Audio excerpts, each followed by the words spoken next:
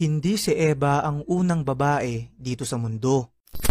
Mga kaibigan, ayon sa Biblia, ang pinakaunang tao raw dito sa mundo ay si Adan at Eva. Kaya lang ayon sa ancient Jewish mythology ay may naunang babaeng ginawa ang Diyos bago kay Eva at ito ay walang iba kundi si Lilith.